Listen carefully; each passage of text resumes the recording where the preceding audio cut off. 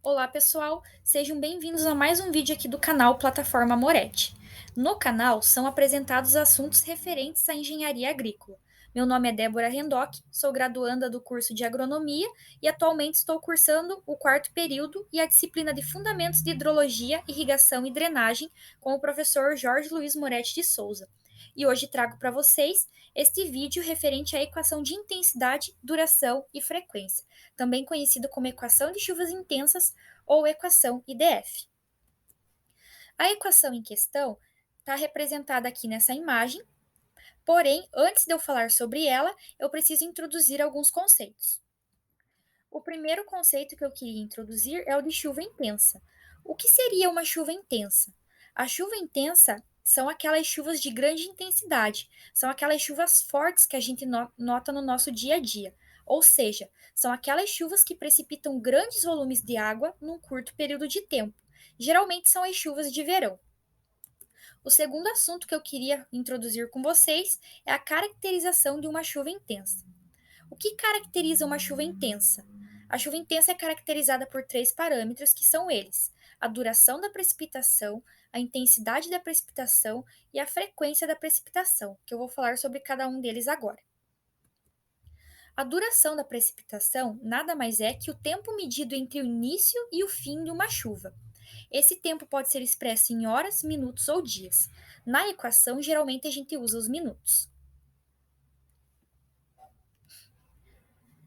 A intensidade da precipitação, representada pela letra I minúscula, é a quantidade precipitada de água por unidade de tempo, ou seja, é a relação entre o tempo de duração de uma chuva e a altura pluviométrica dela. Mas o que seria a altura pluviométrica? A altura pluviométrica é a altura de água precipitada por unidade de área horizontal. Essa área horizontal ela deve ser impermeável e plana para a gente conseguir fazer as medidas. A altura pluviométrica ela pode ser representada por litros por metro quadrado ou milímetros, que é a mesma coisa, né? E ela geralmente é medida por pluviômetros, que são instrumentos encontrados em estações meteorológicas, que são responsáveis por medir a precipitação diária, ou seja, a altura pluviométrica. A intensidade de precipitação em si, ela é medida por pluviógrafos, que são aparelhos muito parecidos com os pluviômetros. Porém, mede a intensidade e não a altura pluviométrica. Por fim, para a gente finalizar os nossos parâmetros, a gente tem a frequência. A frequência nada mais é que o número de vezes que um evento, no nosso caso as chuvas intensas, ocorre em determinado intervalo de classe. No nosso tema de chuvas intensas, a gente expressa essa frequência em período de retorno. Esse período de retorno ele é expresso em anos. Mas o que seria esse período de retorno? O período de retorno, ou tempo de retorno, como ele também pode ser chamado, é o intervalo médio de tempo em que um evento natural, no nosso caso as chuvas intensas, ele pode ser igualado ou superado pelo menos uma vez nesse intervalo de tempo. Isso quer dizer o quê? Que se, por exemplo, a gente determinar um período de retorno de 10 anos para uma chuva, nesse período ela vai ser igualada ou superada pelo menos uma vez, e não que ela vai acontecer só daqui 10 anos. O, a, a gente precisa do período de retorno para a segurança de várias obras hidráulicas. O período de retorno é muito importante e a determinação dele também para essas obras e para a segurança dessas obras. Mas o período de retorno ele também pode ser conceituado como período igual ao inverso da probabilidade que a variável descritora x seja maior que o evento de magnitude xi, conforme segue a nossa fórmula aqui. Então, a gente usa essa fórmula para determinar o período de retorno. Após falar sobre todos esses conceitos e parâmetros, né, para o entendimento dessa equação, agora a gente vai começar a falar da equação em si e para o que ela serve. A equação de chuvas intensas é essa na imagem, como eu já tinha mostrado no início do vídeo. É uma equação necessária para estimar as chuvas intensas. É uma equação que relaciona a intensidade, a duração e a frequência, relaciona os três parâmetros. E ela, além desses parâmetros, intensidade, duração e frequência, ela possui parâmetros pluviométricos obtidos por ajustamento de dados. Esses ajustamentos de dados são oriundos de curvas IDF, curvas de intensidade, duração e frequência. Além disso, esses parâmetros eles são ajustados para cada localidade, ou seja, cada município possui esses parâmetros, possui uma numeração de parâmetro. Esses parâmetros obtidos para cada localidade, ajustados para cada localidade, eles são oriundos, né, das curvas IDF. A partir dessas curvas IDF, de intensidade, duração e frequência, é possível ajustar esses parâmetros.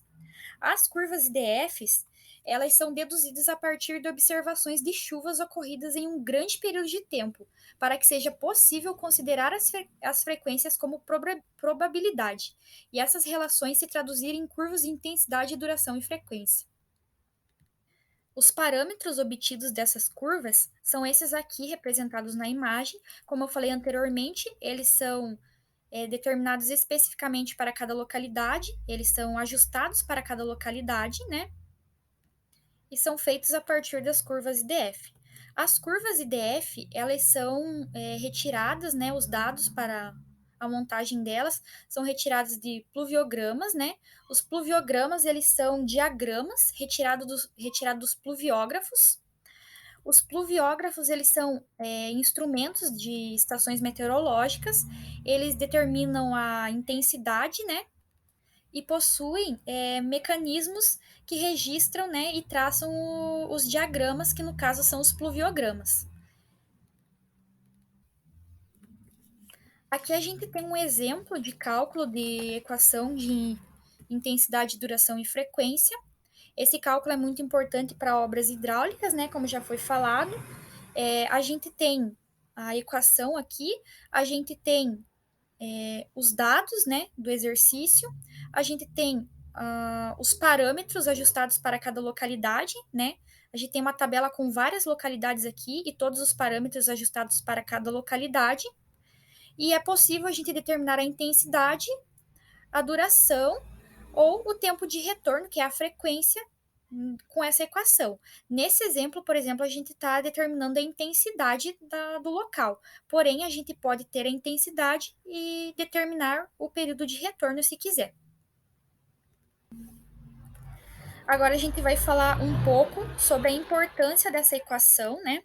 Essa equação é muito importante para obras hidráulicas, ela é importante para vertedouros de barragens. Como eu falei para vocês, a determinação do período de retorno, né, é muito importante para a segurança dessas obras hidráulicas, porque se a gente não ter um período de retorno e não ter mais ou menos uma noção de quando uma chuva pode superar uma chuva máxima, uma precipitação máxima que teve, a gente não tem a noção do que fazer para essa obra ser mais resistente. Então, dessa forma, com o período de retorno, a gente tem uma noção do tempo que pode levar para uma chuva se igualar ou superar aquela precipitação máxima que ocorreu.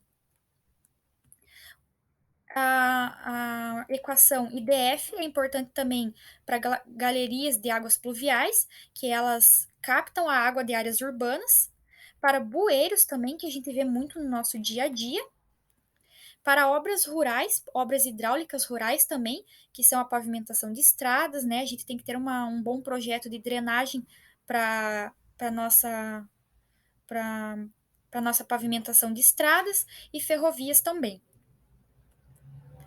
E a nossa equação de chuvas intensas, ela também pode ser utilizada no tema de escoamento superficial, né? Na estimativa de escoamento superficial com o método racional.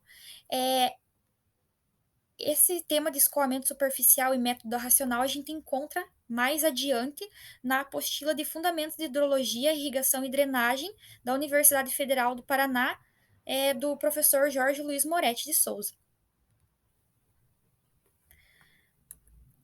Aqui tem algumas considerações finais, né, sobre tudo que a gente já falou no vídeo, né? Tudo que a gente já falou, né, que com as curvas IDF a gente ajusta os parâmetros para cada localidade, que os pluviogramas, né, eles estabelecem as curvas IDF, que as curvas IDF são possíveis ser construídas através desses pluviogramas, e tudo que a gente já acabou falando. Muito obrigada pela atenção, né? Aguardo vocês até o próximo vídeo.